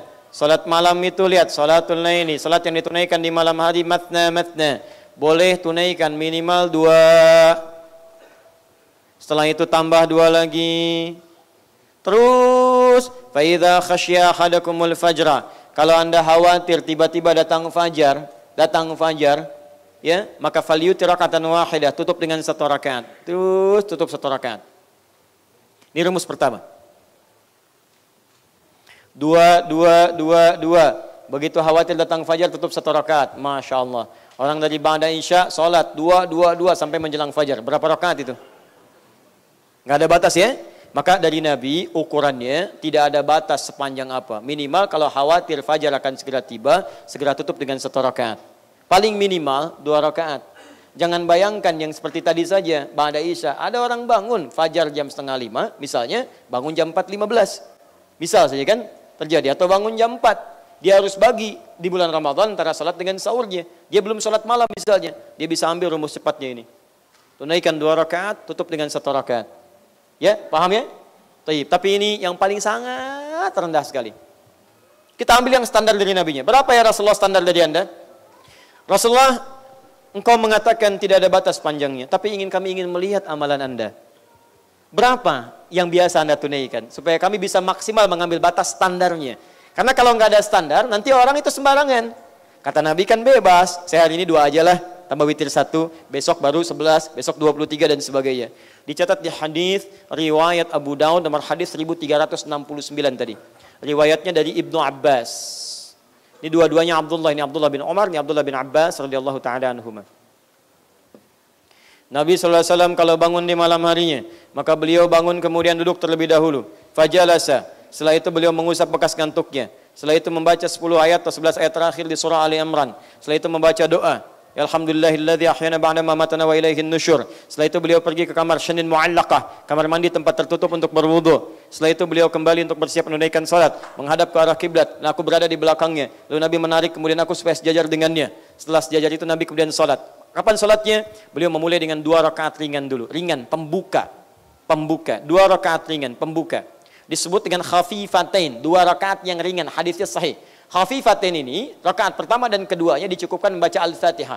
Di begitu takbir, kemudian Al-Fatihah. Ruku sampai sujud sampai salamnya. 2 kali Al-Fatihah, disebut ringan. Ini pembuka sholat.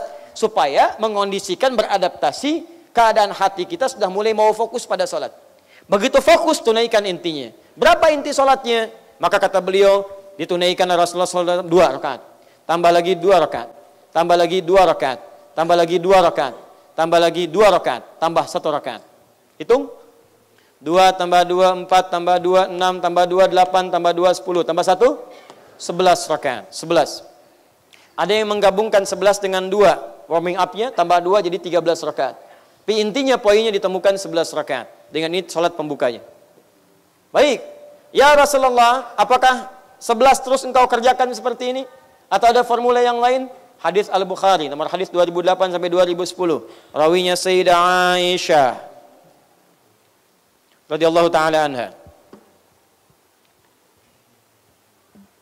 Sudah? Baik, ketika beliau ditanya oleh 3 orang sahabat mulia, Ubay bin Ka'ab radhiyallahu taala anhu, Abdullah bin Mas'ud radhiyallahu taala anhu, Hudzaifah al-Yamani radhiyallahu taala anhu, radhiyallahu taala anhum jami'an. Sa'alu Sayyidah Aisyah radhiyallahu taala anha. Mereka bertanya pada Sayyidah Aisyah, semoga Allah meridai kepada beliau. Kaifa kanat salatu Rasulullah sallallahu alaihi wasallam? Bagaimana sifat salat malamnya Rasulullah sallallahu alaihi wasallam? Jawaban pertama, lihat sini. Fokus. Saya tidak mendapati beliau di Ramadan atau di luar Ramadan. Maka yazidu fi Ramadan atau fi ghairi. Saya tidak mendapati Rasulullah SAW di bulan Ramadan, baik di luar Ramadan ataupun di bulan Ramadan, yazidu ala, tidak lebih daripada 11 rakaatan, 11 rakaat. Kalau saya bersama Nabi, kata beliau, saya tidak dapati beliau lebih daripada 11 rakaat, baik di Ramadan ataupun di luar Ramadan. Rumusnya apa? 11 juga sama, 11. Rumusnya yusalli arba'an, beliau salat 4 rakaat.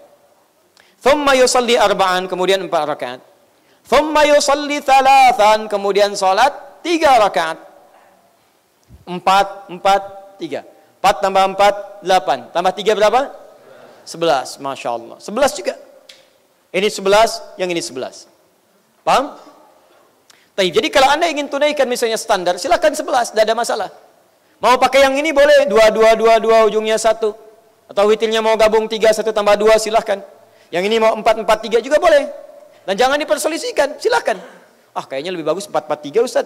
Kemarin Liverpool lawan Manchester City, formasinya 4, 3 menang, 3-0. Gitu ya. Misal saja. Itu tidak ada hubungan. Jadi silahkan mau yang mana saja silahkan. Mau ini tidak ada masalah.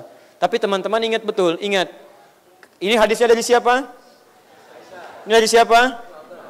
Ingat. Di rumah Aisyah sering ada yang salah mengatakan begini. Tuh hadisnya dari istri Nabi, Sayyidah Aisyah. Nabi aja 11, 4, 3. Masa Anda mau lebih daripada itu? Anda harus ingat, istri Nabi bukan cuma Sayyidah Aisyah. Nabi tinggal di rumah Sayyidah Aisyah, maka yang dilakukan seperti ini. Tapi ketika Nabi tinggal di rumah Sayyidah Maimunah, disaksikan Ibnu Abbas, rakaatnya berbeda. Ada tambahan ini khafifatain, tunaikan 2, dan ketika Nabi salat dengan sahabat yang lain bisa berbeda. Di Anda kalau ingin memahami secara hukum, keluarkan dalil-dalilnya yang terkait dengan pembahasannya. Jangan cukupkan satu hadis dan simpulkan di situ. Walaupun Anda pada akhirnya boleh memilih, Anda mau memilih silahkan. Yang penting ada ketentuan dalam syariat. Tapi jangan jadikan pilihan Anda harus dipaksakan pada orang lain. Kaos Anda belum tentu sama ukuran dengan orang lain. Walaupun dua-duanya pakai kaos. Pakaian Anda silahkan, teman Anda yang lain silahkan. Salah sepanjang sama-sama berpakaian. Yang salah itu yang tidak berpakaian, itu masalahnya. Sepanjang sama-sama sholat, ada tuntunan syariatnya, benar secara dalil silahkan. Walaupun pilihan bisa berbeda. 4, 3 boleh. 2, ujungnya 1 boleh. Yang salah? Belum tentu salah karena hukumnya sunnah. Sunnah. Allah tidak menyalahkan, Anda bukan Tuhan. Kenapa Anda menyalahkan?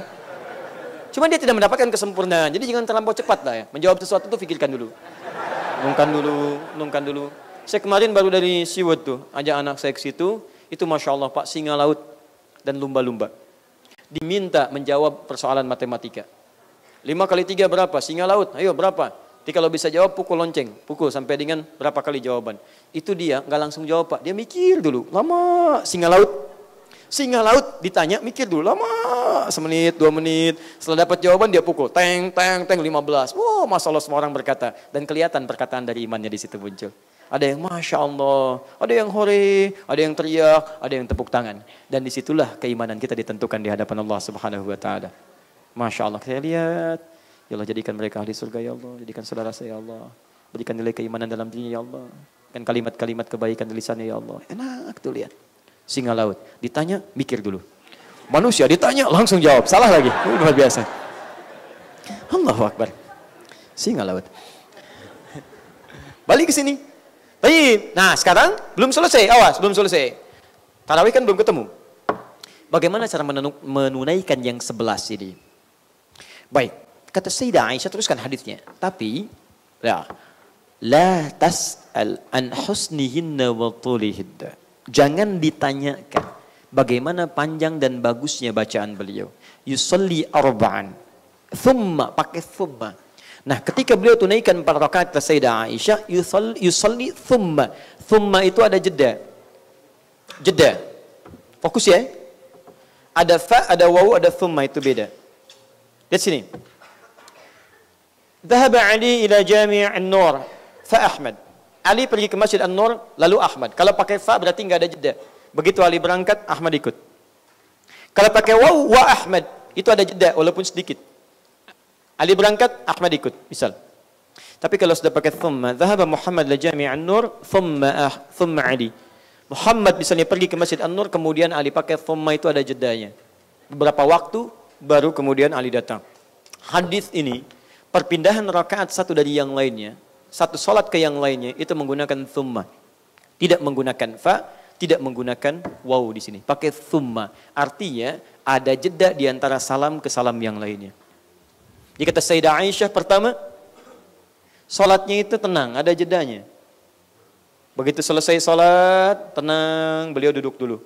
Di dalam hadis lain yang muncul, duduk dan berzikir.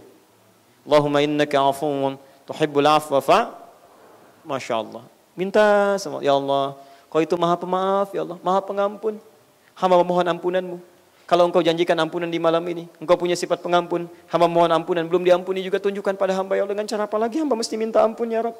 Sambil ingat dosa, dosa kepada Allah, dosa kepada orang tua, dosa kepada tetangga, dosa dengan anak-anak, dosa dengan pasangan hidup, minta, gitu caranya, bukan cuma di lisan. Anda minta maaf pada sesuatu yang tidak harus dimaafkan, bagaimana bisa minta? Tapi kalau Anda minta maaf dan merasa salah dari apa yang harus dimaafkan, ada rasa dalam jiwa kita.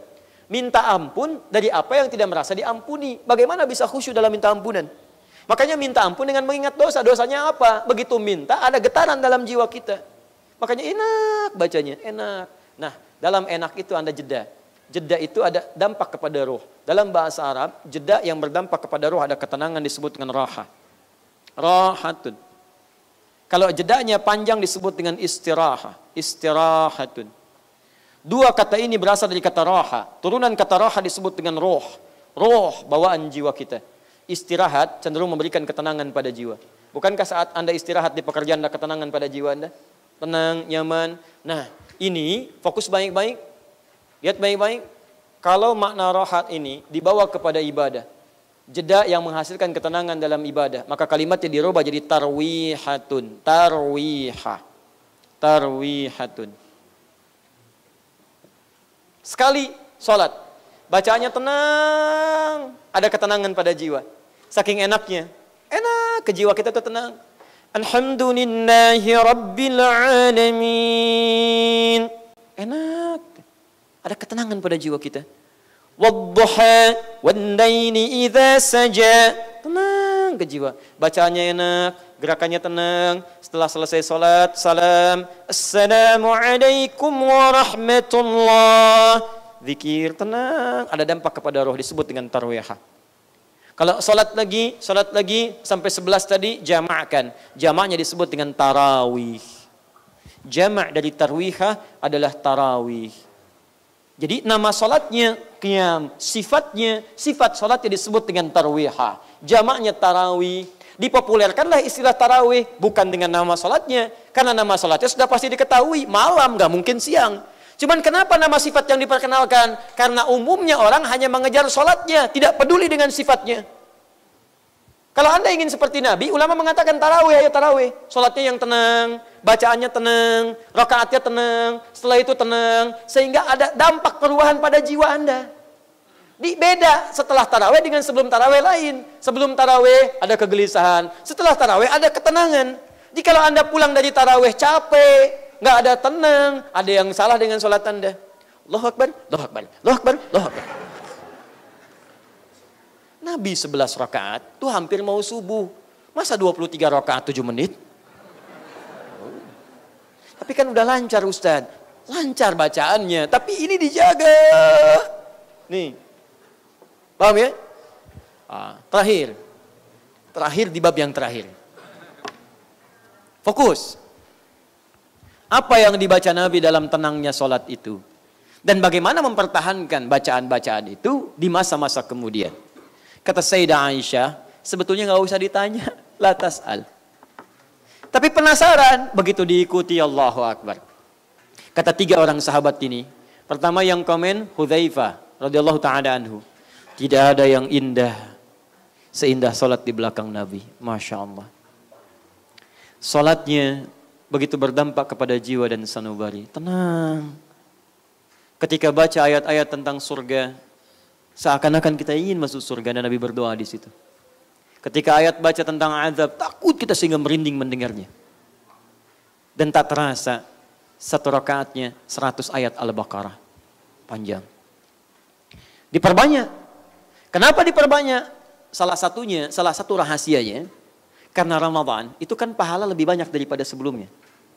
Dan yang paling banyak menghasilkan pahala itu bacaan Quran, Bu.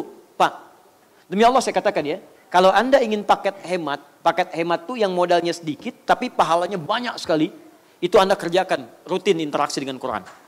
Quran perdalam. Kenapa? Kalau amalan lain dikerjakan paling minimal 10 kebaikan. Al-Quran tidak, setiap hurufnya dihitung 10. Setiap huruf.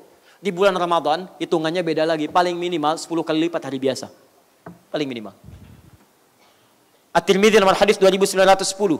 Man qara'a harfan min kitabillahi falahu 10 hasanat. Siapa yang baca 1 huruf dari kitabullah, dia dapat setiap hurufnya 10 kebaikan. Setiap huruf. Alif, Lam, Mim. Berapa huruf? Masya Allah, kali 10, 30. Di luar Ramadan. Ramadan dibacakan paling minimal kalikan lagi 10 kali lipat hari biasa. Setiap hurufnya 100. Maka dari itu Nabi ketika masuk Ramadan, siangnya baca Al-Quran, malamnya maksimalkan Al-Quran. Bahkan setiap Ramadan, khatam Quran. Di penghujung hidupnya 2 kali khatam Al-Quran. Makanya yang dikejar di malam harinya memperbanyak ayat. Supaya apa? Supaya lebih banyak limpahan pahalanya. Makanya rumusnya ketika tarawih itu, kenapa tarawih yang diperpanjang? Kenapa sholat yang diutamakan? Karena kita ngejar banyak pahalanya. Semakin diperbanyak ayatnya, semakin banyak pahala yang didapatkan. Silakan. Makanya jangan biarkan ketika Ramadan, Anda ngambil rumus yang salah. Mumpung dilipat gandakan nih, sedikit juga kan banyak. Ghairil maghdubi alaihim waladdallin. Amin. Yasin. Allahu Akbar. Kok pendek, Pak? 40 lumayan. Itu kan hari biasa 20, sekarang kan 200. Tapi jauh salah. Maka 1 rakaat 100 ayat Al-Baqarah. Masya Allah. 100 ayat. Panjang. Kata Ibnu Mas'ud, saya lebih indah lagi. Enak, sholatnya nyaman, meresap kepada jiwa. Masya Allah. Sampai saya tidak sadar. Saya kira 100 ayat juga, ternyata lebih daripada Al-Baqarah. Masuk ke Ali Imran. Ali Imran udah 200 ayat. Al-Baqarah udah 86 ayat. Ternyata masuk ke An-Nisa 176 ayat. Baru ruku di An-Nisa. 5 juz 4 halaman. Rakaat pertama. Saking nikmatnya sholat. Besoknya nggak ikutan lagi. Luar biasa. 5 juz. Bisa. Bukan karena capek, bukan. Saya sering katakan bukan karena capek, tapi sering kali menduga ini di tempat mana akan ruku. Karena saya ingin mengikuti sholat seperti ini. Begitu jadi sahabat tuh begini, apa yang dilihat yang dipraktekkan. Begitu Nabi baca ruku di sini, dia akan baca dan ruku di situ. Begitu baca lagi ruku di sini, beliau akan baca dan ruku di situ. Itu yang diikuti. Jadi sering kali menebak. Karena itu saya daripada sering menebak, saya khawatir tidak khusyuk. Saya berpisah besoknya, tapi saya paham ini yang harus dibaca. Itu yang indah. Nah, teman-teman sekalian, maka ini dibiasakan oleh para sahabat baca bacaan panjang. Di rumusnya saat tarawih, seharusnya diperbanyak variasi ayatnya. Ya, sebelum Ramadan An-Nas. Masuk Ramadan An-Nas. Kapan lagi mau berkembang? Jelas ya? Sampai dikenal ya. Kenapa di situ? Masjid An-Nas. Oh, Masya Allah. Kan namanya An-Nur. Dibilangnya An-Nas. Katanya. Ada aja. Nah, pindah. Cari imam yang bagus. Makanya saat Ramadan hire imam yang bagus. Itu sunnah. Supaya bacaannya meresap pada jiwa. Dia orang tertarik jadi ke masjid. Senang dengar bacaan. Cari imam yang baik. Ayatnya variasikan. Nah, ini poinnya. Siap mengikuti Nabi? Siap mengikuti sunnah? Masya Allah, malam pertama 1 rakaat 5 juz. Tapi ternyata ketika Islam meluas, tidak semua orang bisa berdiri 1 rakaatnya 5 juz. Pernah ada yang berdiri, dicoba, ternyata ketika nengok jemaah mulai berkurang. Kurang. Betul Bu, ada kemajuan terjadi. Safnya maju. Nah, sehingga, betul. Setelah itu, tidak banyak orang yang berminat, mundur. Akhirnya di masa Umar bin Khattab radhiyallahu taala anhu beliau pikirkan itu jenius luar biasa, jenius. Sampai Taha Hussein itu orang liberal, tapi mengakui kecerdasan Umar, kejeniusan Umar. Dia bikin kitab namanya Abqariyatu Umar. Abqariyatu Umar, kejeniusan Umar bin Khattab. Apa salah satunya? Umar berpikir, gimana caranya orang berdirinya nggak terlampau lama, tapi rakaat itu bisa mengcover bacaan-bacaan Nabi. Karena yang disunnahkan sebetulnya bukan jumlah rakaatnya. Yang disunnahkan itu ini, bacaan yang dibacakan dalam sholat dan ketenangan dalam sholatnya. Maka Umar melihat, orang nggak tahan berdiri lama karena setiap rakaat bacaan panjang. Saya mengambil rumus yang dari pertama dari Nabi. Bukankah rumus yang mengatakan paling minimal tunaikan 2. Setelah itu tunaikan 2. Setelah itu tunaikan, tutup dengan 1. Masya Allah. Umar melihat 100 ayat mungkin terlampau berdiri lama. Bagi 2 supaya nggak terlampau lama. Setiap satunya bagi 2. 1 bagi 2 berapa? Setengah. Yang 100 bagi 2 berapa? 50. Masya Allah. Tinggal kalikan. Yang 11 ini dibagi kepada 2 bagian. Bagi 2 dalam konteks ini kalikan kepada 2. Kali 2. Karena setiap satu ininya dipecah jadi 2 bagian. Setiap 100 ayat di satu rakaat pecah jadi 2. Bagi 2 ayatnya kali 2 jumlah rakaatnya. Begitu dikalikan 11 kali 2 berapa? 22. Tutup dengan witir satu rakaat. 23. Jadi yang tadinya terasa panjang, jadikan lebih ringan lagi. Lebih ringan lagi. Berdirinya terlampau tidak terlampau lama, tapi cukup mengcover ayat-ayat yang dibacakan Nabi. Ayatnya semua sama dan tidak keluar dari ketentuan Nabi. Karena Nabi pun mengarahkan demikian. Ada yang tidak kuat lagi, bagi lagi. Sampai di Madinah ada yang 36, ada yang 39, ada yang mendekati 40. Apa sasarannya? Saya tidak ingin meninggalkan banyak bacaan seperti Nabi pernah mengajarkannya. Ini rumus dipakai oleh para ulama dan sampai sekarang maksimal dipraktekkan. Itu luar biasa. Di teman-teman sekalian, jangan katakan lagi kalimat-kalimat, ikut Nabi apa ikut Umar? Ayo. Siapa yang lebih dekat kepada Nabi? Anda atau Umar? Umar hidup dengan Nabi, dipuji oleh Nabi. Setan aja takut sama Umar. Kata Nabi, setan takut sama Umar. Itu luar biasa. Setan takut sama Umar. Kalau Anda ingin lihat orang-orang yang kalimatnya harus yang bagus dah. Di Madinah itu ada pintu Umar namanya. Ada pintu Umar. Ya, jadi kalau orang nggak mau masuk lewat pintu Umar, nah itu sama dengan ada. Tapi setan takut, dia luar biasa hidup dengan Umar. Dibela oleh Nabi, disebut di surga bersama Nabi dan wafatnya sedamping dengan Nabi. Ini Nabi Abu Bakar Umar hidup bersama Nabi, wafat di samping Nabi, di surga bersama Nabi. Anda hidup dengan Nabi juga tidak. Dikubur jauh dari Nabi. Di akhirat belum tentu ketemu Nabi. Tiba-tiba mengatakan ikut Nabi apa ikut Umar? Mustahil ada keterangan Umar itu bertentangan dengan prinsip-prinsip dari Nabi SAW. Itu mustahil. Mustahil. Jadi karena itu jangan pernah mempertentangkan sahabat yang dimuliakan oleh Nabi dengan Nabinya sendiri SAW. Karena Nabi pun mengatakan ikuti Al-Quran, ikuti sunnah dan para khalifah yang diberikan petunjuk. Dan ulama semua sepakat Umar disebut dengan khalifah yang diberikan petunjuk. Karena itu kalau Anda ingin 11 boleh. Jaga sifatnya. 11. Jangan sampai 11 yang dibaca alif lam mim, alif lam ra, ha mim, salam. Allahu akbar, Allahu akbar. Itu enggak ada sifatnya, konsisten. 11 jaga rakaatnya. 23 jaga kehusuannya. 11 boleh, 23 boleh. Yang salah? Belum tentu. Karena itu kan salah sunnah. Tuh. Singa laut ditanya, berpikir dulu jawaban benar. Anda 2 kali ditanya, tidak pikir. Jelas ya? Jadi silakan di Mekah pilih 23. Jadi jangan sembarangan. Apa mau Anda katakan semua penduduk Mekah itu tidak mengikuti Nabi? Itu ahli Mekah ikut Umar. Masya Allah tidak. Di Mekah sekarang Anda silakan umrah. Di bulan Ramadan 23. Di Madinah bahkan lebih daripada itu.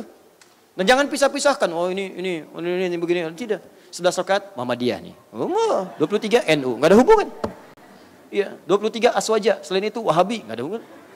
Orang Mekah 23. Apa orang Mekah NU juga? Wahabi juga kan tidak. Jadi jangan menisbatkan sesuatu pada tempat yang tidak tepat. Ini saatnya kita belajar dengan baik. Luaskan wawasan. Setelah itu pilih sesuai dengan ketentuan yang Anda nyaman menunaikannya. Jangan sematkan istilah-istilah yang dengan itu muncullah kemudian yang dilarang di Quran. Berpecah belah itu dilarang. Wala tafarraqu, jangan saling berpecah. Nah ini aneh. Saya ngajak Anda untuk bersatu, Anda tiba-tiba mengeluarkan kalimat-kalimat yang tidak pantas. Anda melanggar Quran di situ. Yang paling aneh Anda mengatakan ikut Quran, ikut sunnah, tapi perilaku Anda jauh dari Quran dan sunnah. Kita objektif teman-teman. Silahkan belajar dengan baik. Buka wawasan kita. Sepanjang bersumber dari Al-Quran, sunnah dijelaskan oleh para ulama, setelah itu silahkan pilih pilihan yang memudahkan Anda, dakwahi orang lain dengan lembut, dan biarkan orang memilih sesuai dengan pilihannya sepanjang dalam ketentuan syariat dengan baik. rajut silaturahim, kemudian dengan itu tumbuhkan nilai kebaikan, maka hidup kita akan aman, tenang, dan insya Allah berpeluang mendapati surga Allah Subhanahu wa Ta'ala. Saya simpulkan, dari sini salat yang disebut dengan salat tarawih menunjukkan sifat ketenangannya. Rakaatnya silahkan ditunaikan bisa 11, bisa 23 atau yang lainnya sepanjang menjaga kehusyuan dan sifat-sifatnya. Dengan itu dalilnya pula disampaikan, dan dengan itu kita berharap Ramadan tahun ini kita bisa lebih baik dibandingkan Ramadan tahun yang sebelumnya. Ini belum 5% dari pembahasan fikih Ramadan. Belum 5% karena baru salat, belum Al-Quran. Itu bulan Quran. Tahukah Anda berapa kali Nabi sehari mengaji di bulan Ramadan? Apa bacaan yang dibaca Nabi? Seperti apa Nabi membacanya? Doa apa yang dibaca oleh Nabi setelah beliau selesai membaca Al-Quran? Kemudian tahukah Anda berapa Nabi infak dalam sehari di bulan Ramadan? Apa yang diinfakkan oleh beliau? Apa yang dianjurkan kepada kita? Kalau kita nggak punya uang, apa yang diberikan? Kalau nggak ada makanan, apa yang dikeluarkan? Tahukah Anda bagaimana keseharian Nabi bersikap pada orang di bulan Ramadan? Bahkan sampai dengan non-muslim. Tahukah Anda bagaimana kemuliaan Ramadan bisa menebarkan nilai kemuliaan pada orang-orang bahkan non-muslim? Tahukah Anda bahkan saat Ramadan Allah berikan nilai keimanan di awal merata untuk seluruhnya. Tapi sayang ada segelintir orang yang meninggalkannya saat pertengahan bahkan akhirnya. Dan bagaimana cara mempertahankannya? Insya Allah bahasan-bahasan ini akan kami tampilkan insya Allah dengan izin Allah Subhanahu wa Ta'ala di kajian-kajian yang lain. Dan insya Allah akan tersambung ke akhir TV untuk dibahas sebelum masuk bulan Ramadan. Untuk di bulan Ramadan insya Allah nanti kami menjelang maghrib akan tayangan khusus tayang di Trans TV itu untuk khusus kultum menjelang buka puasa. Dan di situ akan kami tampilkan bahasan khusus selama 30 hari terkait dengan bahasan-bahasan Ramadan. Nanti kalau Bapak Ibu ingin mendapati langsung nanti pada maghrib itu ada kultum terkait dengan pembahasan Ramadan selama 30 hari khusus untuk bulan Ramadan. Kemudian yang kedua, singa laut, ya. Kita bandingkan, tahan sebentar. Tapi yang kedua, saya sangat senang jika kita itu bisa berbagi dengan yang lain dalam pembagian-pembagian yang baik.